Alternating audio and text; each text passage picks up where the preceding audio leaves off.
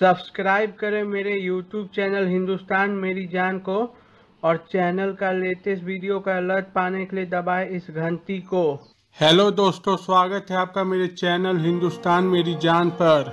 इस वीडियो में मैं आपको बताऊंगा कारगिल वॉर के हीरो कैप्टन मनोज पांडे के बारे में। इनका जन्म 25 जून 1975 को उत्तर प्रदेश के सीतापुर जिले में रूधा नाम के एक गांव में एक ब्राह्मण परिवार में हुआ था। इनके पिता का नाम गोपी चंद पांडे है और मां का नाम मोहिनी पांडे है। गोपी चंद पांडे अपने परिवार को पालने के लिए पान की दुकान चलाते थे। उनकी आमदनी कुछ खास नहीं थी। बचपन के कुछ साल वह अपने गांव में ही रहे। बाद में मनोज और उनका परिवार रहने के लिए लखनऊ शहर आ गया और फिर यहीं पे उनके पिता गोपी चंद पांडे ने पान की दुकान खोल ली। मनोज का दिमाग बचपन से ही तेज था। 8th स्टैंडर्ड तक लखनऊ के Rani Laxmibai memorial senior secondary school में पढ़ाई करने के बाद वो सैनिक स्कूल में भर्ती होने में सफल रहे। इसका फायदा उन्हें आगे के कैरियर में मिला। दरअसल सैनिक स्कूल में ही उन्होंने खुद को सेना के लिए तैयार करना शुरू कर दिया था। 12वीं की परीक्षा पास करते ही मनोज एनडीए की परीक्षा में भी सफल रहे।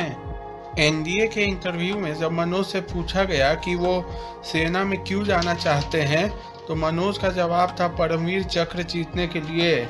एनडीए में चयन के मनोज परीक्षण के लिए नेशनल डिफेंस एकेडमी पुणे में पहुंचे, जहां एक कड़ी ट्रेनिंग के बाद उन्हें 11 गोरखा राइफल रेजिमेंट में पहली वाहिनी में तैनाती मिली।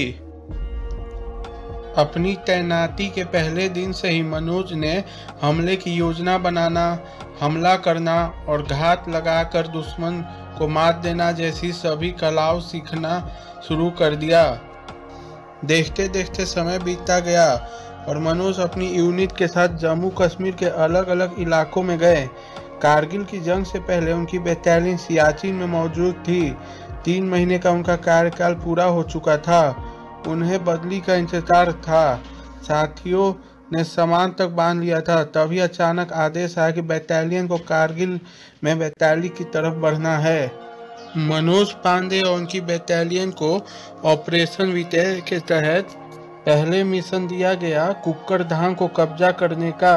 ये वो जगह थी जहां 1 महीने से कई जवान शहीद हो चुके थे। मनोज तो जैसे इस मौके के इंतजार में बैठे थे। 9 जून 1999 को उन्होंने आगे बढ़कर नेतृत्व किया। कुक्कड़धाम में पाकिस्तानी सेना के 3 बंकर थे। मनोज खुद दुश्मनों से बचते बचाते एक बंकर के करीब पहुंच गए और ग्रेनेड फेंककर बंकर को नष्ट कर दिया। उसके बाद उनकी बटालियन ने बाकी 2 बंकर नष्ट कर दिए और कुक्कड़धाम को पाकिस्तान के कब्जे से आज़ाद करा लिया। मनोज और उनकी बटालियन के लिए यह बहुत गर्व भरा दिन था, क्योंकि ये ऑपरेशन विजय की पहली जीत थी। लेकिन मनोज उदास थे क्योंकि इस लड़ाई में उनके 9 जवान शहीद हो गए थे। इसके बाद वो 3 जुलाई 1999 को खालूबार चोटी पर कब्जा करने के इरादे से आगे बढ़े। वो कुछ दूर आगे बढ़े ही थे कि पाकिस्तानियों को उनके आने की आहट हो गई। पाकिस्तानियों ने पहाड़ी में छिपकर अंधाधुंध गोलियां बरसाई। मनोज और उनकी बटालियन को पाकिस्तानी पोजीशन का पता नहीं चल पा रहा था। ऐसे में बड़ी चालाकी से सुबह होने का इंतजार किया। सुबह होते ही उन्होंने अपने साथियों के साथ बात की और आपसी सहमति से 2 अलग अलग रास्तों से पाकिस्तानियों की तरफ बढ़ने को कहा। उनकी रणनीति काम कर गई और पाकिस्तानी उनके जाल में फंस गए। परिणाम स्वरूप मनोज ने पाकिस्तानियों के बंकर उड़ाने शुरू कर दिए। पाकिस्तानियों को कुछ समझ आता इससे पहले ही उन्होंने 3 बंकरों को अपना निशाना बना डाला था। मनोज का काम अभी खत्म नहीं हुआ था। उनके निशाने पर पाकिस्तान के बचे हुए बंकर थे। वह तेजी से चौथे बंकर को खत्म करने के लिए आगे बढ़ ही रहे थे कि पाकिस्तानियों की गोलियों ने उन्हें लहूलुहान कर दिया। फिर भी मनोज आगे बढ़ते रहे और ग्रेनेड फेंककर चौथे बंकर को भी नष्ट कर दिया। और मनोज पांडे भी शहीद हो गए, लेकिन उन्होंने पूरा बंकर एरिया क्लियर कर दिया और बंकर एरिया तक भारतीय सैनिकों का कब्जा हो गया।